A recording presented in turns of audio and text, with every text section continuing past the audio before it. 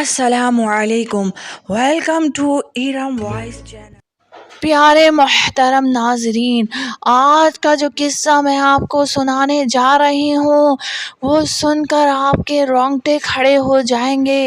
یہ قصہ میرے ابو کی چاچا کی بیٹی کا ہے جو کہ ان کی جوانی میں ان کے ساتھ پیش آیا۔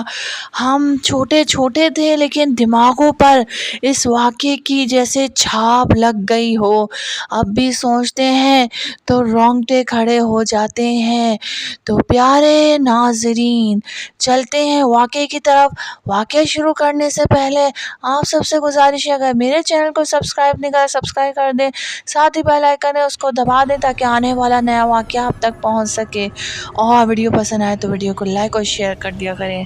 پیارے ناظرین، جب میں تقریباً 7 یا 8 سال کی تھی، اس وقت کا یہ واقعہ ہے۔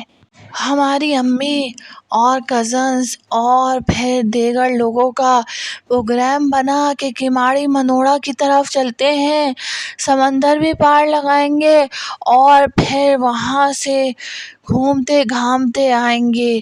یہی پروگرام بنا۔ ساری رات ہم نے ایکسائٹمنٹ میں گزار دی۔ ہم چھوٹے تھے، امی سے فرمائشوں کے پل باندھنے لگے، امی یہ پکا لو، امی یہ کر لو، سمندر پاس یہ کریں گے، سمندر پاس وہ کریں گے۔ ہمارا گھر اوپر کے فلور پہ تھا اور ہمارے ابو کے چاچا کا گھر نیچے، اور ہمارے ابو تو کیا، آس پاس ان کے بھائی بھی اسی پورشنوں میں رہتے تھے، یعنی الگ الگ پورشن میں اسی جگہ پر۔ بس جانا کیا تھا، بلڈنگ میں ایک بوال تھا، خوشی کی لہر تھی کہ صبح جو ہے وہ پکنک پہ جائیں گے۔ ہم دوسری جگہ تو کئی دفعہ گئے، اس دفعہ جو ہے کئی سالوں بعد جا رہے تھے منوڑا کی ماری کی طرف، لیکن کسی کو کیا پتا تھا کہ قسمت ایسی لے جائے گی کہ ہمارے ابا کی چاچا کی بیٹے کی قسمت ہی بدل جائے گی۔ اللہ اکبر! وہ دہشت زدہ منظر میں کبھی نہیں بھولوں گی۔ بہرحال یہ رات لوگوں نے جیسے تیسے ایکسائٹمنٹ میں دوسرے دن کے کپڑوں کی تیاری تو کھانے کی تیاری میں گزار دی کہ صبح ہوتے ہی نکلیں گے۔ بس تیار کھڑی تھی اور یہ ساتوں بھائی، بیویاں، بچے، ابو کی چاچا کی فیملی جانے کے لیے تیار کھڑی تھی۔ سب جو ہے رفتہ رفتہ جا کے بس میں سوار ہو گئے۔ بس میں سوار ہونے کے بعد آخر کار اپنی منزل تک سب ہنستے بولتے کھاتے پیتے پہنچ گئے۔ وہاں پر جانے کے بعد سب سمندر کے آگے چادریں بچھا کر بیٹھ گئے۔ کچھ دیر آرام کرنے کے بعد کوئی سمندر میں کہیں نہانے لگا، کوئی سمندر میں کہیں نہانے لگا۔ مجھے اب بھی اچھی طرح یاد ہے، اس وقت جس کو پیشاب آتا تو وہ آگے کہیں دور جا کے ایک چھوٹا سا کمرہ بنا ہوا تھا، وہاں پر پیسے دے کر جو ہے وہ پیشاب وغیرہ کرنا تھا۔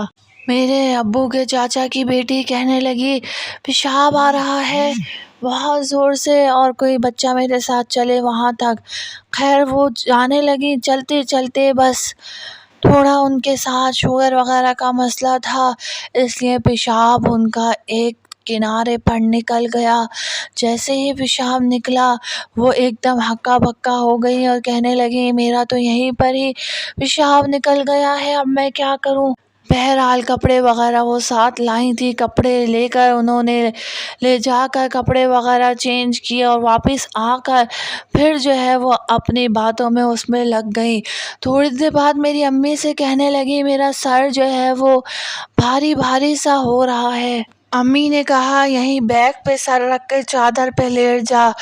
بہرحال وہ باتوں میں لگ گئی۔ تھوڑی دیر بعد پھر ان کو بھاگتی بھی گئیں، 2-4 الٹیاں کریں، اور پھر جب وہاں پر سب گھوم لیے، سب نے کھانا کھایا تو ان کی حالت کچھ زیادہ بگڑنے لگی۔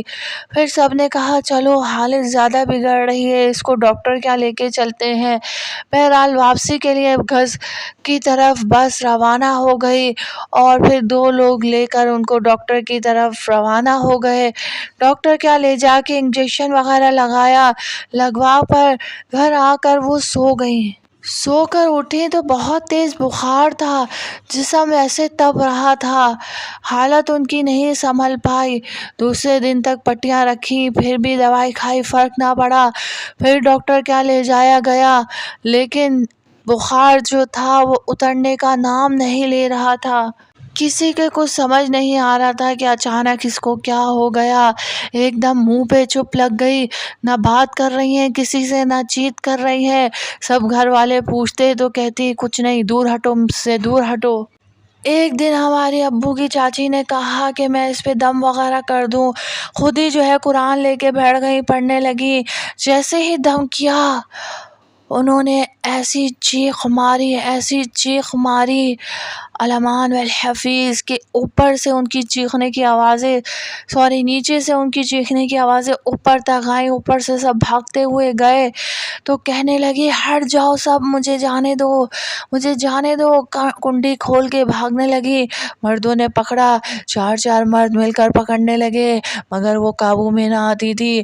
بال ان کے کھل چکے، آنکھیں پھٹی ہوئی، کہتی ہیں مجھے جانے دو، مجھے کماڑی جانا ہے، مجھے کماڑی جانا ہے، مجھے منوڑا جانا ہے، مجھے جانے دو۔ عجیب طریقے سے آوازیں نکال نکال کر ایسا کرنے لگی۔